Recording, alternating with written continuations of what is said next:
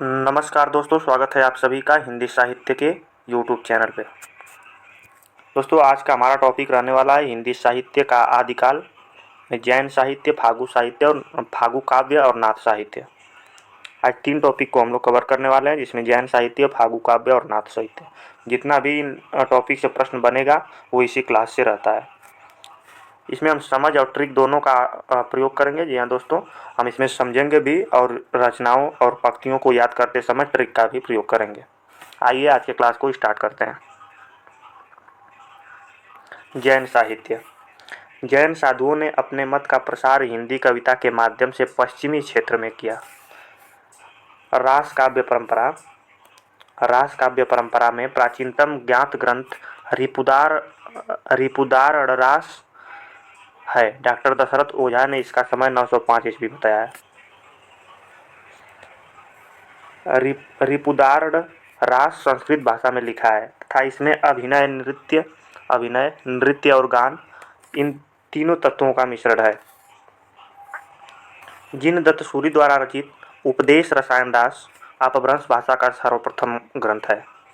आइए आगे चलते हैं। अपभ्रंश भाषा का दूसरा रास या रासक काव्य अब्दुर रहमान द्वारा रचित संदेश रासक है। हिंदी का प्रथम ऐतिहासिक रास ग्रंथ पंच पांडव रचित रास है। पंच पांडव रचित रास के लेखक शालिभद्र सूरि द्वितीय का माना जाता है। इसका रचनाकाल 1350 ईस्वी है। मुनिजन विजय डॉक्टर दशरथ ओझा, डॉक्टर गणपति चंद्र गुप्त ने शालिभद्र सूरि द्वारा रचित भारतेश्वर बाहुबली रास को हिंदी जैन रास परंपरा का आदि काव्य माना है। डॉक्टर गणपति चंद्र गुप्त ने शालिभद्र सूरि को हिंदी का प्रथम कवि माने। गणपति चंद्रगुप्त शालिभद्र सूरि को प्रथम कवि माने। गणपति चंद्रगुप्त। भारतेश्वर बाहुबली रास की रचना 1184 ईस्वी में हुई तथा इस ग्रंथ में भारतेश्वर तथा बाहुबली का चरित्र वर्णित है। जैसा कि नाम से यह स्पष्ट है कि भारतेश्वर बाहुबली है, इसमें भारतेश्वर और बाहुबली का चरित्र वर्णित है। ठीक है। यह ग्रंथ 205 छंदों में रचित एक सुंदर खंड काव्य है। भारतेश्वर बाहुबली का संपादन मुनिजन विजय ने किया। प्रसिद्ध जैन आचार्य, याद कैसे रखेंगे? भारतेश्वर बाहुबली का संपादन मुनिजन विजय। देखिए, जो बाहुबली होगा वो विजय तो प्राप्त करेगा ही। इस तरह से आप इसे याद कर सकते हैं। प्रसिद्ध जैन आचार्य देवसेन कृत श्रावकाचार्य को डॉक्टर नागेंद्र ने हिंदी का प्रथम रचना माना। डॉक्टर नागेंद्र ने हिंदी साहित्य का इतिहास जो संपादित किए हैं उसमें हिंदी को प्रथम रचना किसे माने? आचार्य देवसेन कृत श्रावकाचार्य को। आगे चलते हैं। देवसेन ने सन 935 ईस्वी में श्रावकाचार्य की रचना को कि श्रावकाचार्य में 250 दोहों में श्रावक धर्म का प्रतिपादन किया। देवसेन के अन्य ग्रंथ हैं नयचक्र देवसेन का है, याद रखिएगा। दर्शन सार, भाव संग्रह, आराधना सार और तत्व सार सावय धम्म दोहा किसका है? देवसेन का है। इन ग्रंथ में इनका नय चक्र बहुत प्रसिद्ध है। नय चक्र आपको इंपॉर्टेंट से याद रखना है। नय चक्र, देवसेन के नय चक्र को लघु नय चक्र का नाम भी दिया गया। देवसेन अपने ग्रंथ में जैन धर्म के अनेक संघों की उत्पत्ति लिखी है, जिसे इन्होंने जैनाभास का नाम दिया है। किसका नाम दिया है? जैनाभास का। बृहद नय चक्र की रचना देवसेन के शिष्य माइल धवल ने किया है, जो कि देवसेन के नाम से प्रसिद्ध है। आगे चलते हैं। बृहद नय चक्र का वास्तविक नाम द्रव्य स्वभाव पयास द्रव्य स्वभाव प्रकाश है। पहले यह ग्रंथ दोहाबंद में था, किंतु बाद में किसी शुभंकर के कहने से प्राकृत में गाथा बंद कर दिया गया। द्रव्य स्वभाव प्रकाश पहले पुरानी हिंदी या अपभ्रंश भाषा में लिखा था। आगे चलते हैं। द्रव्य स्वभाव पयास अब प्राकृत भाषा में मिलती है। द्रव्य सहाय पयास माइल धवल की रचना है। किसका है? माइल धवल की रचना पूछा जाता है। माइल धवल की रचना है। शालिभद्र सूरि के बुद्धिरास नामक ग्रंथ का संग्रह उनके शिष्य शिवी ने किया था। आते हैं। आशुक नामक कवि ने जालौर में लगभग 1200 ईस्वी के आसपास 35 छंदों का एक लघु खंड काव्य चंदन बाला रास नाम से लिखा है। आशुग ने जीव दया रास नामक एक अन्य ग्रंथ की भी रचना की है। चंदन बाला रास किसका है? आशुग नामक कवि का, आशुग कवि का। आशुग का एक और है जीव दया रास। जीन धर्म सूरी ने 1209 ईस्वी में स्थूलभद्र रास की रचना की है। स्थूलिभद्र रास में रचयिता का नाम जीणधाम मिलता है, जो जिन धर्म का ही पर्याय समझा जाता है। आगे चलते हैं। विजय सेन सूरी ने रेवंतगिरी रास की रचना 1231 ईस्वी के आसपास किया है। रेवंतगिरी रास में जैन तीर्थ रेवंतगिरी तथा तीर्थंकर नेमिनाथ की प्रतिमा के महत्व का प्रतिपादन ऐतिहासिक एवं पौराणिक इतिवृत्त तथा प्राकृतिक सौंदर्य के आधार पर किया गया है। आगे चलते हैं। रेवंतगिरी रास 4 कड़वकों में विभक्त है। रेवंतगिरी रास की ही भांति कवि पल्हड़ द्वारा रचित आबू रास 1232 ईस्वी में भी जैनियों के प्रसिद्ध स्थान आबू मंदिर का वर्णन किया गया है। मुनि सुमतिगढ़ी ने नेमिनाथ रास में जैन तीर्थंकर नेमिनाथ के चरित्र का वर्णन अत्यंत संक्षेप में किया है। नेमिनाथ रास की रचना 1213 ईस्वी में हुई। इसमें 58 छंद है। कितना छंद है? 58 छंद है। चौपाई छंद में 12 मासा का वर्णन विनय चंद्र सूरी द्वारा रचित नेमिनाथ चौपाई से माना जाता है। आगे चलते हैं। विनय चंद्र सूरी की अन्य रचनाएं हैं मल्लिनाथ महाकाव्य, पार्श्व चरित, कल्प निरुक्त, उव एसमाला, कहाड़े छप्पय, एक ही है, उव एसमाला कहाड़े छप्पय आदि है। जैन दास परंपरा के अन्य कवि एवं काव्य यहाँ पर देखेंगे। प्रमुख कवि और रचना। प्रज्ञा तिलक कच्छुली रास, देल्हड़ गैसुकुमाल रास 14वीं शताब्दी। सारमूर्ति जिन पदम सूरी पट्टाभिषेक रास, अभयदेव सूरी जय तिहुवड़, चंद्रमुनि पुराण सार, कनकमार मुनि करकंड चरिये, कविड़यडंदी सुदंसण चरिव, जिन वल्लभ सूरी संघ पटक, योग चंद्र मुनि प्रसिद्ध द्वाकार योग सार, जिन दत्त सूरी इंपोर्टेंट है, चाचरी काल स्वरूप कुलक एव एस, रसायन उपदेश रसायन। ठीक है, आगे चलते हैं 11 नंबर पर। हरिभद्र सूरी, ललित विस्तार, धूर्ताख्यान, जसर चरिये, संबोध प्रकरण, रेमिड़ा चरियु। सोमप्रभ सूरी इंपोर्टेंट है, कुमारपाल प्रतिबोध। जिन पदम सूरी स्थूलिभद्र फागु, धर्म सूरी जम्बू स्वामी रास, अम्बदेव सूरी संगपति समरा रास, राजशेखर सूरी नेमिनाथ फाग। इंपोर्टेंट 2 इसमें है जो हमेशा बार बार प्रश्न रिपीट होता है, सोमप्रभ सूरी का और सोमप्रभ सूरी का एक ऊपर था जिनदत्त सूरी, एक इधर देलहड़ गए सुकुमार दास 14वीं सदी में प्रश्न पूछा गया है, और सोमप्रभ सूरी का कुमारपाल प्रतिबोध। 2 रचना हमें दिमाग में रखना है, लगभग सभी देख लेना है। अब आते हैं हम फागु काव्य। फागु काव्य छोटा सा है, इसे देख के फिर आगे चलेंगे। फागु काव्य आदिकाल की रास परंपरा की ही भांति फागु काव्य परंपरा में भी जैन कवियों की महत्वपूर्ण उपलब्धि है। फागु शब्द की उत्पत्ति संस्कृत के फल्गु वसंत प्राकृत के फागु और हिंदी के फाग से माना गया है। फागु काव्य परंपरा का सर्वाधिक प्राचीन ग्रंथ जिनचंद सूरी द्वारा रचित जिनचंद सूरी फागु 1284 ईस्वी है। फागु काव्य का अर्थ है वसंत ऋतु का काव्य। फागु काव्य का क्या अर्थ है? वसंत ऋतु का काव्य। जिनचंद सूरी में 25 छंद है। जिनदत्त सूरी में 25 छंद है। श्री स्थूलिभद्र फागु, श्री स्थूलिभद्र फागु फागु काव्य परंपरा का सर्वाधिक सुंदर काव्य है। आगे चलते हैं। श्री नेमिनाथ फागु की रचना राजशेखर सूरी ने किया है। श्री नेमिनाथ फागु की रचना 1350 ईस्वी में हुई, जिसमें नेमिनाथ और राजुल के विवाह की घटना का चित्रण है। आगे चलते हैं। पूरा काव्य सिर्फ 27 छंदों में निबद्ध है। वसंत विलास फागु संज्ञक अनेक रचनाएं मिलती हैं, जिनमें से एक 14वीं शती की तथा दूसरी 16वीं शती की है।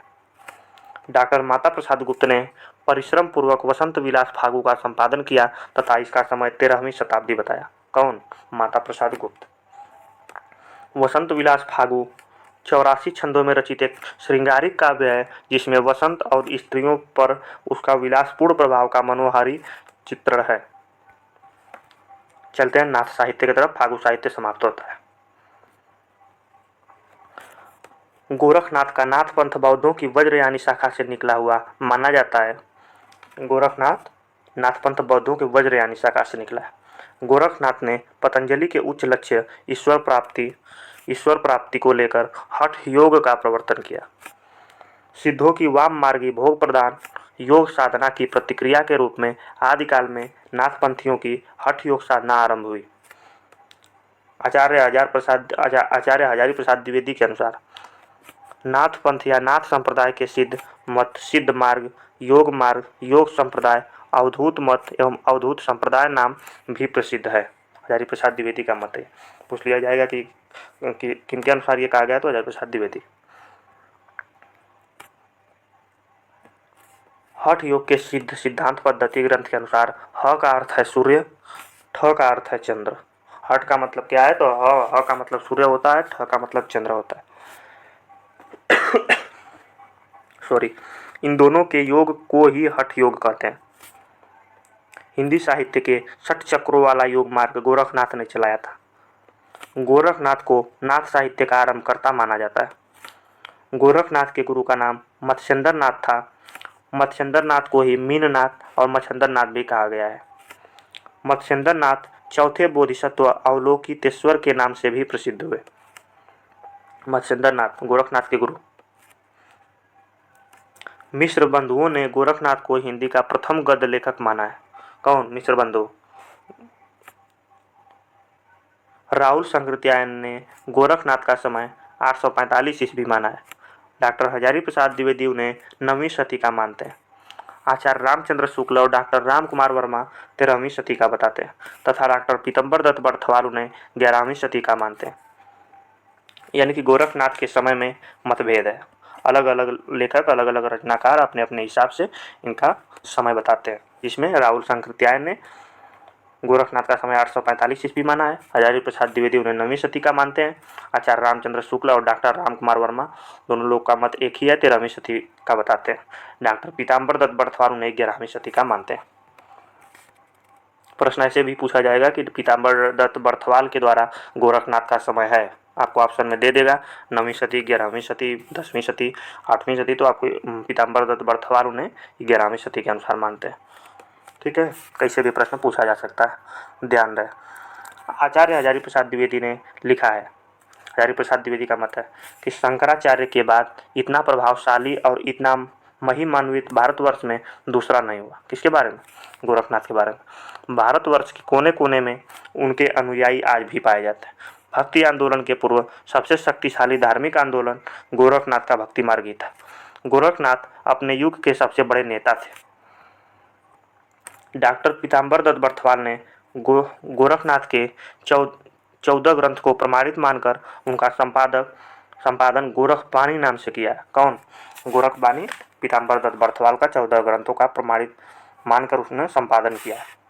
आगे चलते हैं। गोरखबानी में संकलित गोरखनाथ के प्रमाणिक ग्रंथ निम्नलिखित हैं।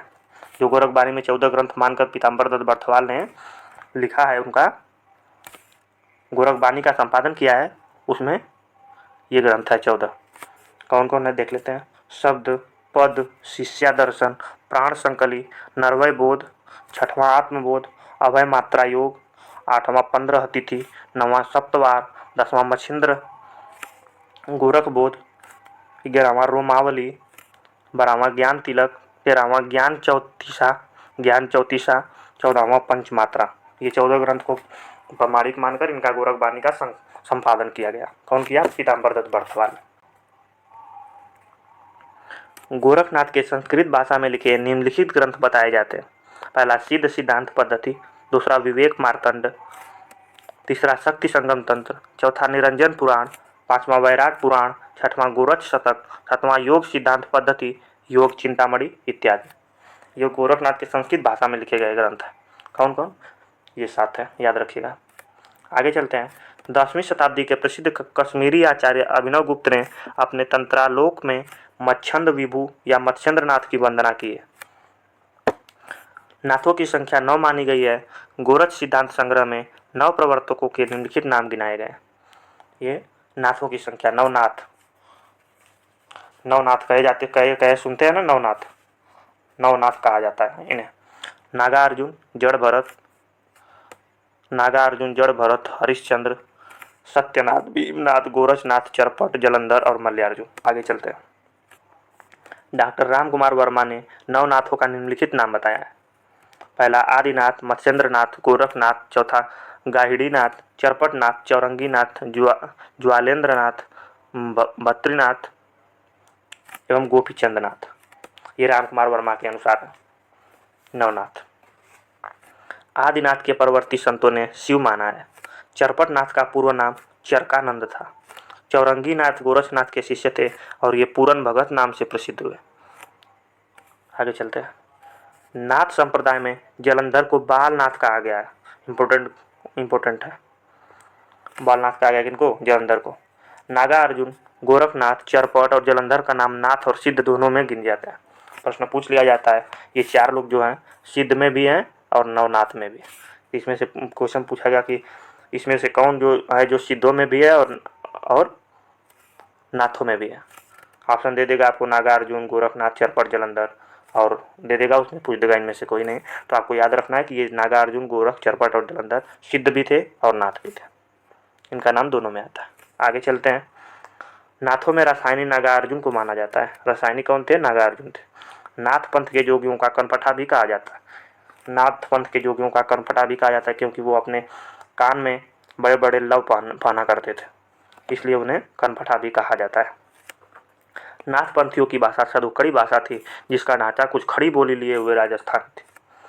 गोरखनाथ ने अपनी रचनाओं में गुरु महिमा, इंद्रिय निग्रह, प्राण साधना, वैराग्य, मन साधना, कुंडलिनी जागरण, शून्य समाधि आदि का वर्णन किया है। आगे चलते हैं। मत्स्येंद्रनाथ का वास्तविक नाम विष्णु शर्मा माना जाता है।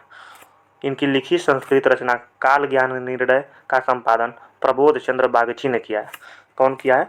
प्रबोध चंद्र बागची। ये हम ध्यान रखेंगे। आज का क्लास यहीं तक। आगे हम देखेंगे राष्ट्र साहित्य। आइए देखते हैं कि कौन कौन हम लोग अभी तक कंप्लीट कर लिए हैं आदिकाल में और कौन कौन कंप्लीट करना है अभी हमें। हिंदी साहित्य इतिहास लेखन की परंपरा, हिंदी साहित्य काल विभाजन और नामकरण, ये जो हमारा लिस्ट है इसको देख रहे हैं अभी। आदिकाल, पूर्व पीठिका, अपभ्रंश साहित्य, सिद्ध साहित्य, जैन साहित्य, फागु काव्य, नाथ साहित्य, राष्ट्र साहित्य, विद्यापति, अमीर खुसरो, लौकिक साहित्य, इसके साथ साथ विविध। इतना जो है हमारा आदिकाल में है। कितना हम लोग कंप्लीट कर चुके हैं ये देखते हैं। हम लोग पहली क्लास में हिंदी साहित्य इतिहास लेखन की परंपरा, हिंदी साहित्य काल विभाजन और नामकरण, ये पहली क्लास में हम लोग देखे थे। दूसरी क्लास में महत्वपूर्ण काव्य पंक्तियाँ, जिसमें देवसेन का सरापा, लुइपा, विरूपा, खंडापा, हेमचंद्र आदि का, पूर्व पीठिका, ये 2 चीज़ हम दूसरी क्लास में देखे थे। इसके बाद तीसरी क्लास में हम लोग देखे थे अपभ्रंश साहित्य और सिद्ध साहित्य। ठीक है, अपभ्रंश साहित्य और सिद्ध साहित्य हम लोग देख लिए थे। और आज की क्लास में हम लोग देख लिए सिद्ध साहित्य, जैन साहित्य, सिद्ध साहित्य, जैन साहित्य और फागु काव्य। ये 3 आज हम लोग देख लिए। आगे वाले क्लास में 5वां क्लास में हम लोग देखेंगे रासो साहित्य, लौकिक साहित्य और विविध। एक क्लास में देख लेंगे और बचेंगे विद्यापति और अमीर खुसरो, तो ये लास्ट वाले 6ठा क्लास में हम लोग देख लेंगे। यानी कि आदिकाल की हमारी 2 क्लास और होगी, जिसमें हम लोग रासो साहित्य, लौकिक साहित्य और विविध देखेंगे और विद्यापति और अमीर खुसरो 6ठा क्लास में देख लेंगे। इस तरह से हम लोग आदिकाल को कंप्लीट कर रहे होंगे। तो आज का क्लास यहीं समाप्त होता है।